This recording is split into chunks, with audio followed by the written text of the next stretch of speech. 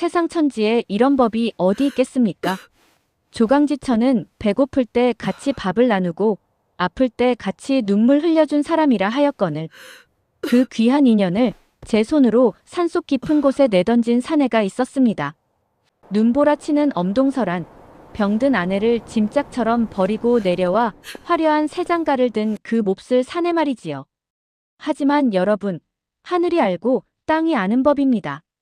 새 신부와 마주 앉은 그 달콤한 첫날 밤에 도대체 사내는 무엇을 보았기에 그토록 처절한 비명을 질렀던 것일까요? 오늘 바람소리꾼이 들려드릴 이야기는 인간의 탈을 쓰고 차마 해서는 안 될 짓을 저지른 한 사내의 인과응고, 산속에 버린 아내의 피 맺힌 복수입니다. 지금 바로 시작합니다. 옛날 어느 깊은 산골 마을에 이름만 대면 다 아는 지독히도 가난한 집안의 덕칠이라는 사내가 살고 있었습니다. 덕칠은 원래 근면 성실하기로 소문난 농사꾼이었으나 그의 인생이 꼬이기 시작한 것은 아내 수님이 몹쓸 병에 걸려 자리에 누우면서부터였지요. 에휴, 내 팔자야. 남들은 마누라 덕에 호강한다는데 나는 어찌 된 게 마누라 약값되느라 허리가 휘는구나. 덕칠은 매일같이 산을 타고 약초를 캐러 다녔지만 아내의 병세는 나아질 기미가 보이지 않았습니다. 어느덧 아내의 수발을 든 지도 꼬박 3년. 덕칠의 마음속에는 정성 대신 원망과 짜증이 들어차기 시작했답니다. 그러던 어느 날 이웃 마을의 거부인 김 부잣집 마님이 덕칠을 불렀습니다. 김 부잣집에는 서방을 잃고 홀로 된 과부 딸이 하나 있었는데 그 딸의 뒷바라지를 해줄 건장한 대릴 사위를 찾고 있었던 것이지요. 덕칠이 자네, 내 딸과 혼인만 한다면 이 큰 기와집은 물론이고 저 밑에 논밭까지 다 자네 것으로 해주겠네. 대신 조건이 있네. 병든 아내와는 깨끗이 정리하게나. 김 부잣집 마님의 달콤한 제안에 덕칠의 눈이 뒤집혔습니다. 그 밤 덕칠은 집에 돌아와 쿨럭거리며 기침하는 아내 수님의 얼굴을 쳐다보았습니다. 예전엔 가엾게만 보이던 그 수척한 얼굴이 이제는 자신의 앞길을 막는 귀신처럼 보였던 것이지요. 덕칠은 결심했습니다. 아니, 해서는 안 될 끔찍한 계획을 세운 것입니다. 임자, 내 기가 막힌 약수를 안다네. 저 건너 뒷산 꼭대기에 가면 100년 된 샘물이 있는데 그걸 마시면 단번에 병이 낫는다고 하니 내 오늘 당신을 업고 가야겠소? 아내 수님은 남편의 그 말이 자신을 죽이러 가는 길인 줄도 모르고 눈물 어린 눈으로 남편을 바라보며 고개를 끄덕였답니다. 서방님, 이 못난 것 때문에 고생만 하시는데 어찌 그 먼 곳까지. 덕칠은 아무 말 없이 수님을 등에 업었습니다. 등 뒤에서 느껴지는 아내의 무게는 깃털처럼 가벼웠지만 덕칠의 심장은 욕심으로 인해 돌덩이처럼 무거워져 있었지요. 그는 헉헉거리며 아무도 없는 깊은 산속, 짐승들조차 얼씬하지 않는 험준한 절벽 근처로 발걸음을 옮겼습니다. 덕칠은 홀린 듯 집사를 따라 이웃 마을 김 부잣집으로 향했습니다. 그곳은 덕칠이 사는 오두막과는 평행세계인 듯 대문부터가 어마어마한 위용을 자랑했지요. 으리으리한 소슬대문을 지나 사랑채에 들어서자 기름기가 잘르르 흐르는 김부자가 보료에 앉아 곰방대를 빨고 있었습니다. 방 안에는 고소한 전 냄새와 달큰한 수량기가 가득했는데 며칠을 굶주린 덕칠의 창자가 비명을 질렀습니다. 어서 오게, 덕칠이. 자네가 그리 성실하다는 소문을 익히 들었네. 김부자는 인자한 척 웃으며 덕칠에게 술 한 잔을 권했습니다. 독한 곡주가 목구멍을 타고 내려가자 덕칠의 가슴 속에 억눌려 있던 결핍이 뜨겁게 타올랐습니다. 자네도 알다시피 내 외동딸이 시집간 지 1년 만에 서방을 잃고 과부가 되었네. 인물이야 어디 내놔도 빠지지 않지만 사주가 세서 그런지 선뜻 나서는 이가 없더군. 김 부자는 짐짓 아쉬운 표정을 지으며 덕칠의 안색을 살폈습니다. 내 딸의 짝이 되어준다면 저 들판에 논 열마지기와 기와집 한 채를 자네 앞으로 해주겠네. 뿐만 아니라 매달 내는 곡식만으로도 평생 손에 흙 안 묻히고 살 수 있지. 논 열마지기. 덕칠에게는 꿈속에서도 만져보지 못할 천문학적인 재산이었습니다. 그 정도면 아내의 약값은 물론이고 하인을 부리며 정승 부럽지 않게 살 수 있는 돈이었지요. 하지만 김 부자의 다음 말은 덕칠의 가슴에 얼음 송곳을 박았습니다. 단 조건이 있네. 우리 가문은 대대로 예절과 가풍을 목숨보다 소중히 여기네. 이미 병든 아내를 둔 사람을 사위로 들였다는 소문이 나면 내 딸의 채통이 무엇이 되겠나? 김 부자는 덕칠의 눈을 똑바로 쳐다보며 낮게 은조렸습니다. 자네가 그 아내를 어떻게든 정리하고 온다면 이 모든 것은 자네 것이네. 죽든 살든 내 눈앞에 그 여인이 나타나지 않게 하게나. 덕칠은 술잔을 든 손을 떨었습니다. 머릿속에는 지금도 방 안에서 찬바람을 맞으며 자신을 기다릴 수님의 얼굴이 떠올랐습니다. 하지만 동시에 눈앞에 놓인 화려한 비단 옷감과 고깃국, 그리고 고래등 같은 기와집이 수님의 얼굴을 덮어버렸습니다. 수님아, 너도 내가 이렇게 사는 걸 원치 않겠지? 너를 고치려다 나까지 굶어 죽으면 무슨 소용이겠느냐? 사악한 합리화가 덕칠의 양심을 갉아먹기 시작했습니다. 덕칠은 결국 떨리는 목소리로 대답했습니다. 어르신, 말씀대로 하겠나이다. 조만간 제 아내는 이 세상 사람이 아닐 것입니다.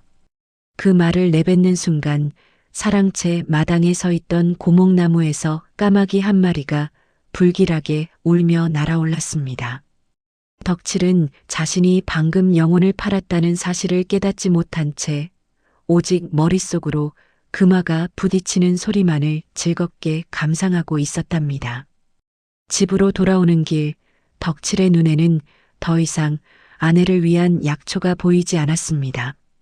오직 어떻게 하면 흔적도 없이 아내를 치워버릴까 하는 끔찍한 궁리만이 가득했지요. 집으로 돌아온 덕칠의 눈은 이미 예전에 그 다정하던 서방님의 눈이 아니었습니다. 방문을 열자 매캐한 연기와 함께 찌든 양 냄새, 그리고 아내의 가냘픈 신음소리가 덕칠을 맞이했지요. 수님은 남편이 들어오는 소리에 간신히 몸을 일으켜 벽에 기댔습니다. 서방님, 오셨나요? 장터에서 뭐라도 좀 드셨는지요? 얼굴색이 좋지 않으십니다. 자신은 죽어가는 처지임에도 오직 남편의 안위만을 걱정하는 수님의 목소리에 잠시 덕칠의 가슴 한구석이 찌릿했습니다. 하지만 품속에 든 김 부잣집의 계약 문서를 떠올리자 그 가련한 정조차 귀찮은 방해물로 느껴졌습니다. 임자, 내 오늘 기가 막힌 소식을 듣고 왔소. 저기 뒷산 너머 칠보산 꼭대기에 가면 신령님이 점지해 주신 신비한 약수가 있다는구려. 덕칠은 아내의 눈을 피하며 짐짓 들뜬 목소리로 거짓을 고했습니다. 그 물을 마시고 씻으면 문둥병자도 살이 돋고 죽어가는 사람도 눈을 번쩍 뜬다 합디다. 내 오늘 당신을 업고 그곳에 가려 하오. 수님의 눈에 이슬이 맺혔습니다. 서방님, 이 몸으로 어찌 그 험한 산을 넘으시려 합니까? 저는 그저 서방님 곁에서 조용히 눈을 감는 것으로 족합니다. 제발 무리하지 마세요. 무슨 소리요? 당신을 살릴 수만 있다면 내 뼈가 가루가 된들 무엇이 아깝겠소. 어서 채비합시다. 덕칠은 서둘러 아내를 낡은 포대기에 싸서 등에 업었습니다. 아내의 무게는 3년 전보다 절반도 되지 않을 만큼 가벼웠습니다. 등 뒤에서 느껴지는 아내의 마른 뼈마디가 덕칠의 등을 찔렀으나 그는 오히려 그 가벼움에 안도했습니다. 그래, 이렇게 가벼우니 산꼭대기까지 가는 건 일도 아니겠구나. 덕칠은 사리사욕에 눈이 멀어 아내의 가벼움이 곧 그녀의 명줄이 다해감을 의미한다는 사실조차 외면했습니다. 산길은 험했습니다. 엄동설안의 칼바람은 날카로운 칼날이 되어 덕칠의 뺨을 갈랐고 무릎까지 차오른 눈은 발걸음을 무겁게 만들었습니다. 등 뒤에서 수님은 남편의 목덜미에 얼굴을 묻고 연신 미안하다며 눈물을 훔쳤습니다. 그녀의 따뜻한 눈물이 덕칠의 옷깃을 적셨지만 덕칠의 심장은 이미 얼음장처럼 굳어버렸지요. 산 깊은 곳으로 들어갈수록 인적은 끊기고 짐승들의 불길한 울음소리만이 가득했습니다. 덕칠은 아랑곳하지 않고 묵묵히 걸었습니다. 아니, 도망치듯 걸었습니다. 자신의 양심으로부터 그리고 아내의 그 지극한 연정으로부터 말이지요. 마침내 도착한 곳은 인적이라곤 전혀 찾아볼 수 없는 깎아지른 듯한 절벽 아래 낡은 숯가마 터였습니다. 사방은 무릎까지 쌓인 눈으로 가득했고 칼바람이 쌩쌩 소리를 내며 나뭇가지를 후려치고 있었지요. 덕칠은 그 차가운 눈바닥에 아내를 내려놓았습니다. 임자, 잠시만 여기서 기다리시오. 저기 절벽 바위 틈에 약수가 흐른다니 내가 얼른 가서 떠오겠소. 덕칠은 숨을 헐떡이며 거짓말을 늘어놓았습니다. 눈 위에 내려진 수님은 추위에 몸을 떨면서도 남편의 손을 꼭 잡았습니다. 서방님 무섭습니다.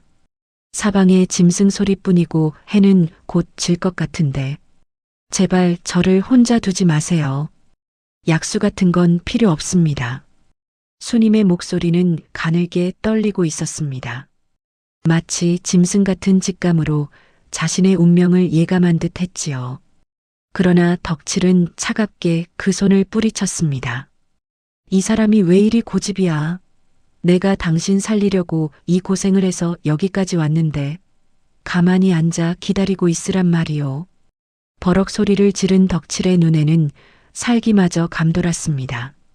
수님은 남편의 낯선 모습에 겁을 먹고는 더 이상 말을 잇지 못한 채 바들바들 떨기만 했지요. 덕칠은 뒤도 돌아보지 않고 산 아래를 향해 뛰기 시작했습니다. 약수를 구하러 가는 것이 아니라 아예 아내를 그곳에 버려두고 도망치는 것이었지요. 서방님, 서방님, 어디 가세요?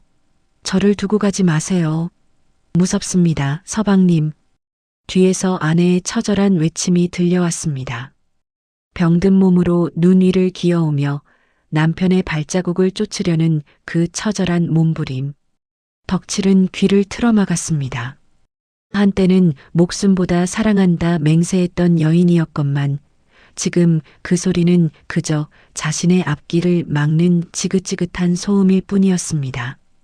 얼마나 달렸을까요? 산 중턱쯤 내려왔을 때 덕칠은 멈춰서서 산 위를 올려다보았습니다.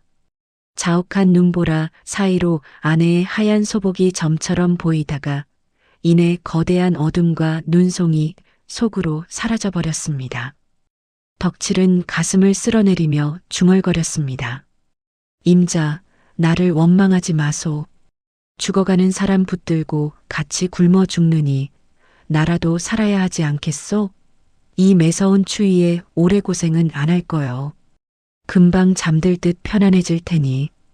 그는 스스로를 위로하며 산을 내려왔지만 신기하게도 그의 등은 아내를 업고 있을 때보다 훨씬 더 무겁게 느껴졌습니다. 마치 보이지 않는 아내의 원혼이 이미 그의 어깨에 올라타기라도 한 것처럼 말이지요. 마을 어귀에 다다랐을 때 덕칠은 옷을 일부러 찢고 얼굴에 흙탕물을 묻혔습니다. 그리고는 동네 사람들이 다 듣도록 대성통곡을 하기 시작했지요. 아이고, 이를 어째. 우리 마누라가 약초를 캐러 가겠다고 고집을 피우더니 그만 절벽 아래로. 호랑이가 물어갔는지 흔적도 없소. 덕칠의 신들린 연기에 마을 사람들은 혀를 차며 그를 위로했습니다. 쯧쯧, 저런 효자 남편이 어디 있다고. 하늘도 무심하시지. 사람들의 동정을 받으며 집으로 돌아온 덕칠은 아내의 흔적이 남은 방안을 단숨에 정리해 버렸습니다. 그의 머릿속엔 오직 내일 아침 김 부잣집으로 달려가 전할 기쁜 소식뿐이었답니다. 아내를 버린 지 사흘째 되는 날, 덕칠은 김 부잣집을 다시 찾았습니다. 그의 얼굴에선 며칠 전의 망설임이나 죄책감은 눈 씻고 찾아볼 수 없었습니다.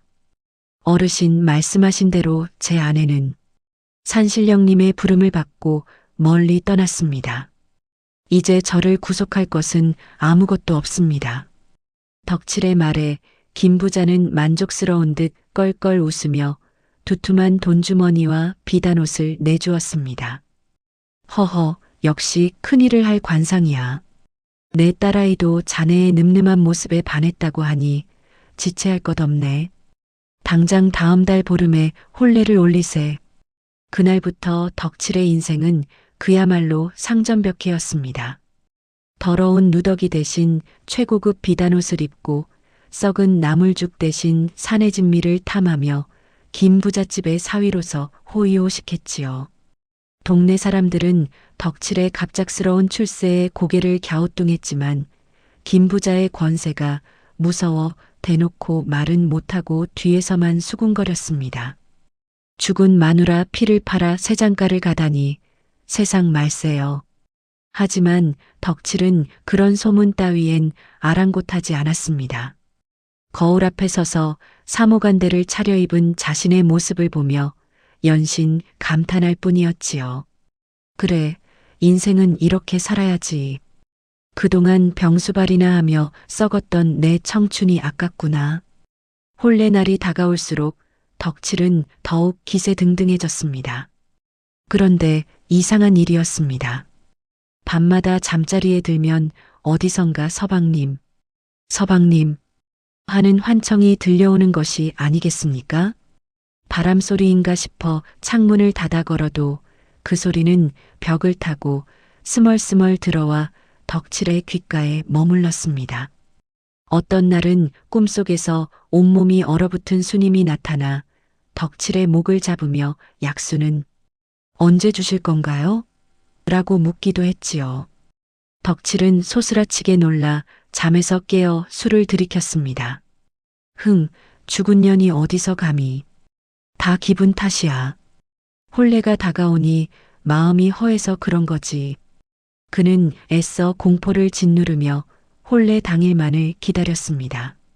하지만 그가 꿈꾸던 화려한 인생의 정점은 사실 그를 위해 정성껏 준비된 지옥의 입구였다는 사실을 그는 꿈에도 몰랐던 것입니다. 마침내 혼례 당일 아침 마을 전체가 잔치 분위기로 들썩였습니다. 덕칠은 백마를 타고 김 부잣집으로 향했습니다. 하늘은 유난히도 푸르고 맑았지만 산 너머에서는 검은 구름이 서서히 몰려오고 있었지요. 혼례날의 정오, 김 부잣집 마당은 발 디딜 틈 없이 북적였습니다.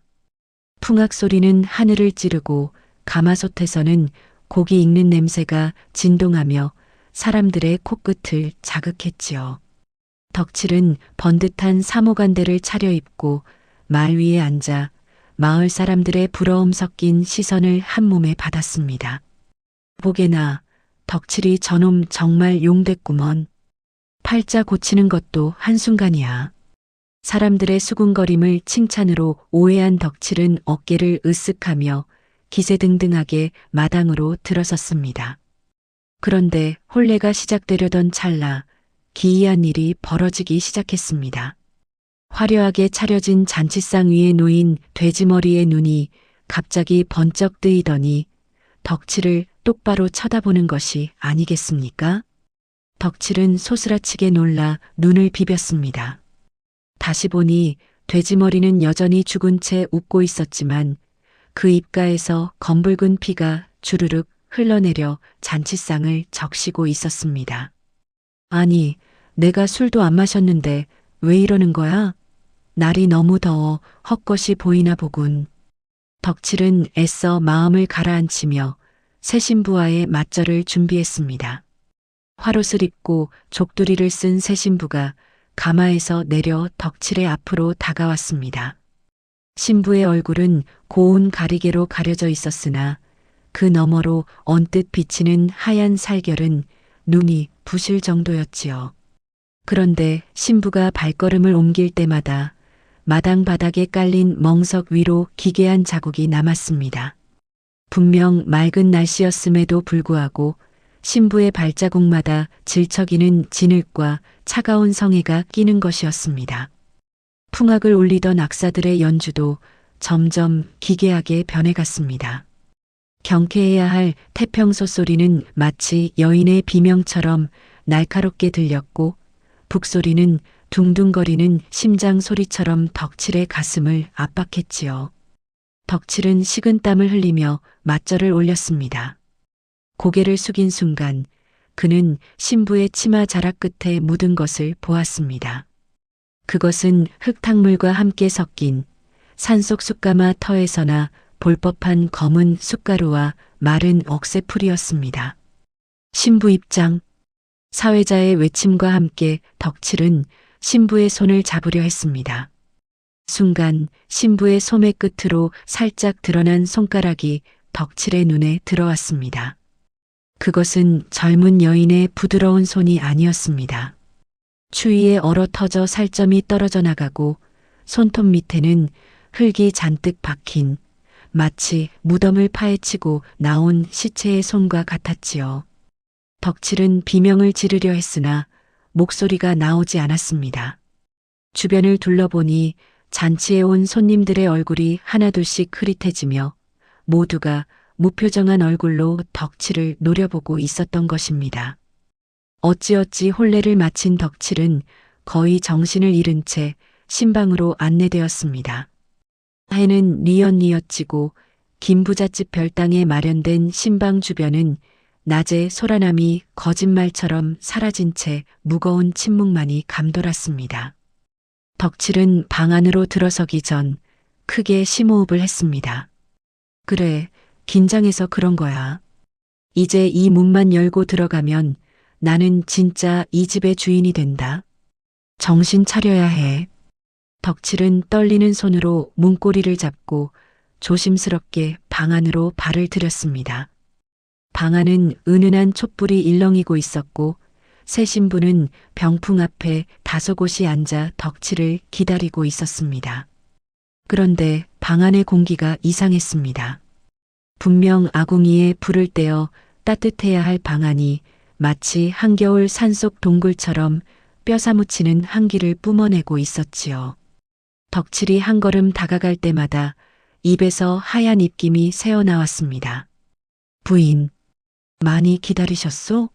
내가 밖에서 손님들을 치르느라 조금 늦었구려.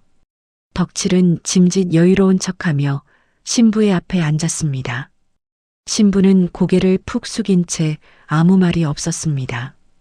그저 무릎 위에 올린 두 손을 가늘게 떨고 있을 뿐이었지요. 덕칠은 침을 꿀꺽 삼키며 신부의 머리에 얹힌 족두리와 가리개를 벗기려 손을 뻗었습니다. 그때였습니다. 서방님, 약수는 가져오셨나요? 신부의 입에서 나온 목소리는 낮에 들었던 김 부잣집 딸의 고운 목소리가 아니었습니다. 그것은 갈라진 목청에서 터져나오는 원한 맺힌 늙은 여우의 울음 같기도 하고 얼음이 깨지는 소리 같기도 한 기괴한 음성이었지요. 덕칠의 손이 허공에서 멈췄습니다. 부인? 그게 무슨 말씀이오?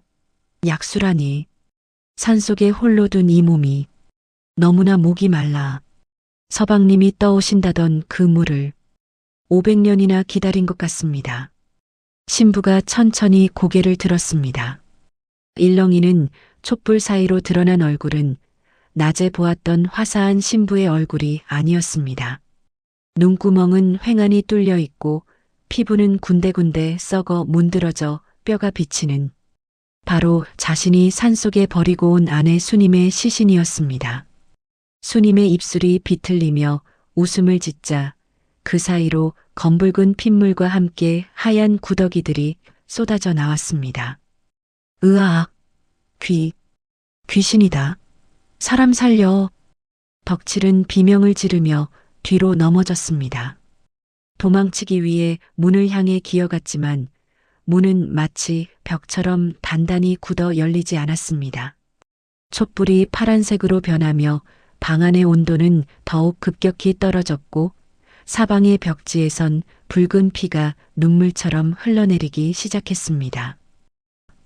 신방 안의 촛불은 이제 푸르스름한 도깨비불처럼 일렁이며 방 안을 기괴한 그림자로 가득 채웠습니다. 덕칠은 뒷걸음질을 치다 구석에 처박혔고 그의 눈앞에는 평생 잊고 싶었던, 아니 지워버렸던 아내 수님의 망령이 서서히 일어서고 있었습니다.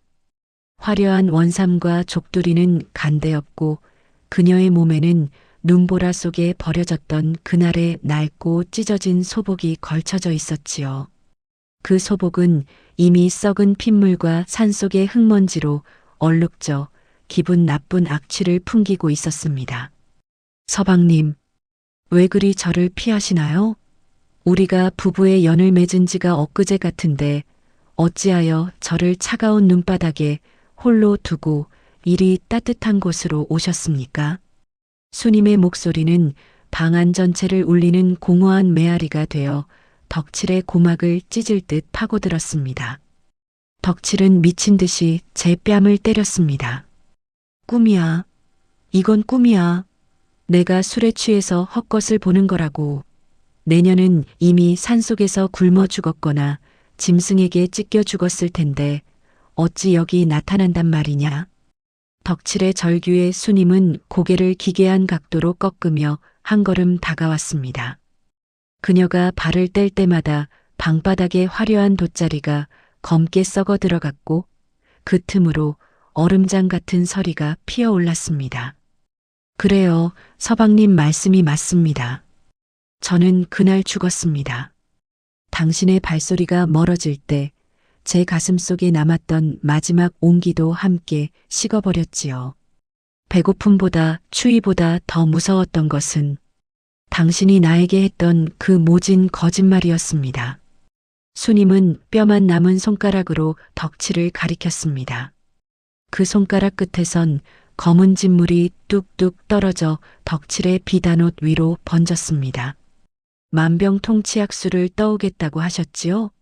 그 물만 마시면 다시 일어날 수 있다며 저를 달래셨지요? 저는 그 말을 믿고 당신이 돌아올 길목만 바라보며 눈을 감지 못했습니다. 눈꺼풀이 얼어붙고 심장이 멈추는 순간에도 저는 당신이 물통을 들고 달려올 거라 믿었습니다. 덕칠은 공포를 넘어선 극심한 혐오감에 구역질을 했습니다. 눈앞의 수님은 이제 인간의 형체라기보다는 썩어가는 고깃덩어리에 가까웠습니다.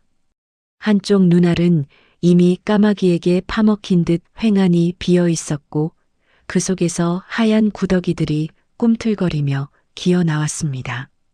살려다오. 수님아, 내가 잘못했다. 김부자가 시킨 일이야. 그 영감이 재물을 준다고 꼬드겨서 내가 잠시 미쳤던 거야. 제발 나를 용서해다오. 덕칠은 바닥에 머리를 짓지으며 용서를 빌었습니다. 하지만 수님의 망령은 차갑게 웃을 뿐이었습니다. 용서요? 용서는 사람끼리 하는 것이지요. 당신은 재물을 위해 사람의 길을 포기하지 않았습니까? 그러니 저도 당신을 사람으로 대하지 않겠습니다.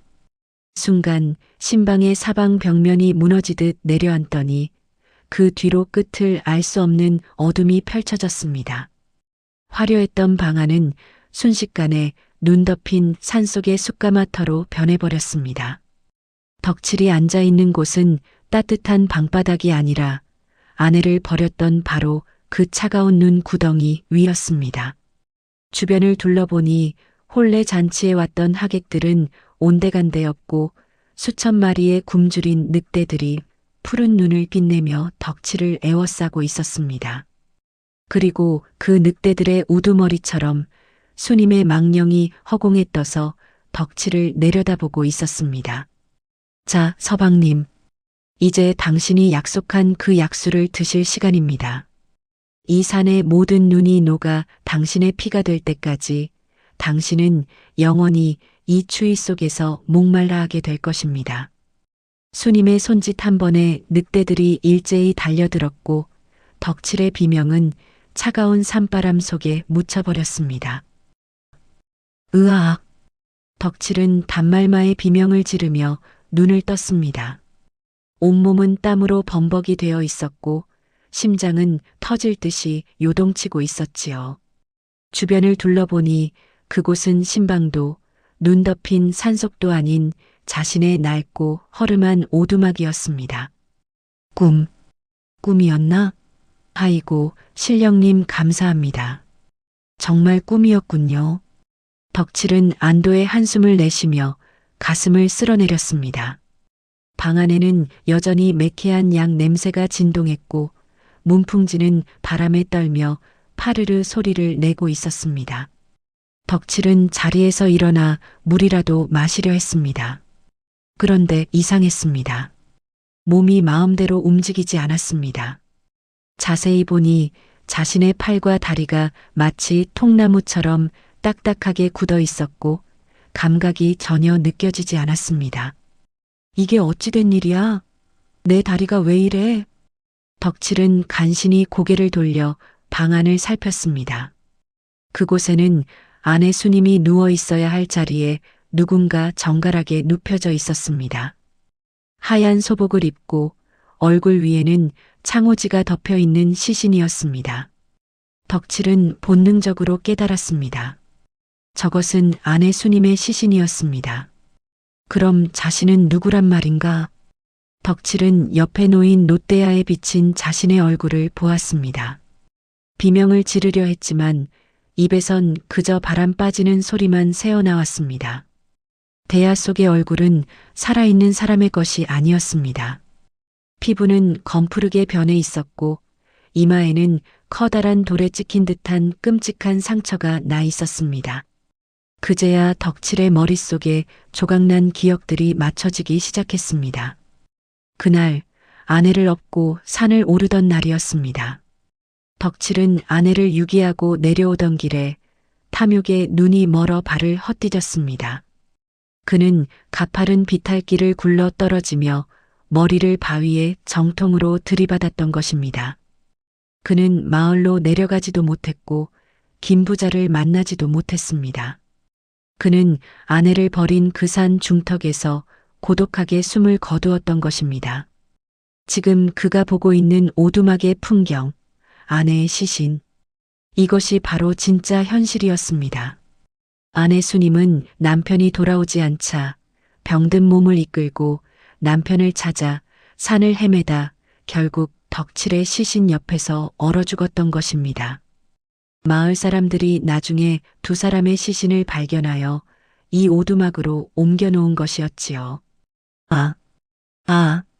덕칠의 영혼은 자신의 굳어버린 시신 곁에서 울부짖었습니다. 하지만 죽은 자의 눈물은 산자에게 닿지 않는 법. 그때 방구석 어둠 속에서 하얀 소복을 입은 여인의 형체가 서서히 나타났습니다. 그녀는 시신 위에 덮인 창호지를 걷어내고 덕칠의 영혼을 향해 고개를 돌렸습니다. 그것은 원한 서린 귀신이 아니라 평생을 덕칠만을 바라보며 살았던 가련한 아내 수님의 모습 그대로였습니다. 그녀의 눈에는 원망 대신 깊은 슬픔만이 가득했습니다. 서방님, 왜 그러셨나요? 제가 죽으면 같이 죽고 살면 같이 살자던 그 맹세는 어디로 갔나요? 재물이 그리도 무거웠습니까? 저의 사랑보다 김부자의 논밭이 더 소중했나요?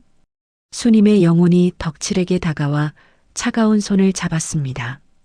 그 손길은 꿈속에서 느꼈던 공포스러운 한기가 아니라 이승의 모든 고통을 끝내고자 하는 안식의 차가움이었습니다. 이제 가요, 서방님. 당신이 지은 죄는 저승에서 심판받겠지만 혼자 보내지는 않겠습니다. 그것이 제가 당신에게 줄 수 있는 마지막, 그리고 가장 잔인한 형벌입니다. 수님의 손에 이끌려 덕칠의 영혼은 어둠 속으로 빨려 들어갔습니다. 그가 마지막으로 본 것은 자신의 탐욕 때문에 차갑게 식어버린 두 사람의 시신과 방 안으로 쓸쓸하게 들이치는 달빛뿐이었습니다. 결국 그는 부귀영화를 꿈꿨으나 남은 것은 얼어붙은 무덤 하나뿐이었답니다. 십시작. 세월은 강물처럼 흘러 덕칠과 수님의 비극적인 죽음도 사람들의 기억 속에서 점차 희미해져 갔습니다. 두 사람의 시신이 발견되었던 그 오두막은 주인을 잃은 채 퇴락하여 이제는 자풀만 무성한 폐허가 되었지요. 마을 사람들은 그 집 근처를 지날 때마다 까닭 모를 한기를 느끼며 걸음을 재촉하곤 했습니다. 하지만 정작 기이한 소문은 그 오두막이 아니라 덕칠이 아내를 내버렸던 그 깊은 산속 숯가마 터에서 시작되었습니다. 매년 겨울 첫눈이 내리는 날이면 그 숯가마 터 근처에서 정체 모를 불빛이 일렁인다는 이야기가 들려왔습니다. 사냥꾼들의 말에 따르면 자욱한 안개 속에서 한 사내가 여인을 등에 업고 비틀거리며 산을 오르는 형상이 보인다는 것이지요. 어이, 거기 약수 좀 떠오겠소. 여기서 잠깐만 기다리시오. 바람 소리에 섞여 들려오는 그 사내의 목소리는 너무나 처절하고 애달파서 듣는 이의 심장을 얼어붙게 만들었다고 합니다. 더욱 신기한 것은 덕칠이 떨어져 죽었다는 그 절벽 아래에는 사시사철 시들지 않는 하얀 꽃들이 피어났다는 사실입니다. 마을 노인들은 그 꽃을 가리켜 수님의 너키라 불렀습니다. 남편의 배신에도 불구하고 죽어서까지 그를 기다렸던 아내의 지독한 연정이 꽃이 되어 피어난 것이라 믿었지요. 반면 덕칠이 탐했던 김부잣집은 어찌 되었을까요? 덕칠이 죽고 난 뒤 김부잣집은 원인 모를 화재로 하룻밤 사이에 잿더미가 되었습니다. 창고에 가득했던 쌀마마저 모두 검은 숯덩이로 변해버렸고 그 많던 재산은 연기처럼 사라졌습니다. 사람들은 말했습니다. 하늘이 내린 천벌이 아니겠냐고. 남의 눈에 피눈물 흘리게 하고 얻은 재물은 결국 제 몸을 태우는 불씨가 될 뿐이라는 것을 산신령께서 직접 보여주신 것이라며 혀를 찼습니다. 오늘날에도 그 산골 마을에는 겨울이면 삭풍이 매섭게 몰아칩니다. 바람이 휘잉하고 문틈을 파고들 때면 마치 누군가 쿨럭이며 기침을 하는 듯한 소리가 들려오곤 하지요. 그 소리는 우리에게 묻는 듯합니다. 당신은 지금 당신 곁에 있는 소중한 사람을 어떻게 대하고 있습니까? 눈앞의 황금이 당신의 양심보다 무겁지는 않습니까? 덕칠의 영혼은 아마도 지금 이 순간까지도 그 차가운 눈밭 위를 헤매며 아내에게 줄 약수를 찾고 있을지도 모릅니다. 영원히 닿을 수 없는 용서를 구하며 얼어붙은 시간 속에 갇힌 채 말이지요. 사람의 욕심은 끝이 없고 그 욕심이 빚어낸 업보는 그림자처럼 우리를 따라다니는 법입니다. 이 이야기는 단순한 옛날 이야기가 아니라 오늘을 사는 우리 모두의 가슴에 던지는 서늘한 경고장인 셈입니다. 자연은 말이 없으나 모든 것을 지켜보고 있고 하늘은 그물망이 성기어 보여도 악인을 결코 놓치는 법이 없으니 말입니다. 비극으로 끝난 덕칠의 대서사시는 이렇게 산천의 증언 속에 영원히 박제되었습니다. 어떻습니까, 여러분? 조강지처를 버리고 부귀영화를 꿈꿨던 사내의 최후가 참으로 시리고도 허망하지 않습니까? 비단옷을 입고 고깃국을 먹는 것이 인생의 성공인 줄 알았으나 정작 그를 기다린 것은 차가운 눈밭과 영원한 고독뿐이었습니다. 우리가 이 세상을 살아가며 지켜야 할 가장 고귀한 가치는 재물이 아니라 고락을 함께한 인연에 대한 신의임을 다시 한번 새겨봅니다. 옆에 있는 배우자의 손이 거칠어졌다면 그것은 당신과 함께 세파를 견뎌온 훈장임을 잊지 마십시오.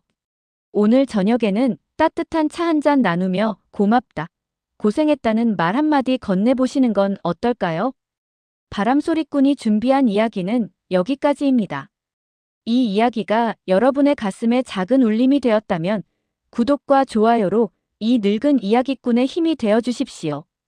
여러분의 응원이 있어야 저도 다음번에 더 깊고 맛깔나는 이야기를 들고 찾아올 수 있습니다. 추운 날씨에 몸 건강히 살피시고 다음 이 시간에 다시 뵙겠습니다. 늘 평안하고 복된 날들 되십시오. 감사합니다. 클로징 끝.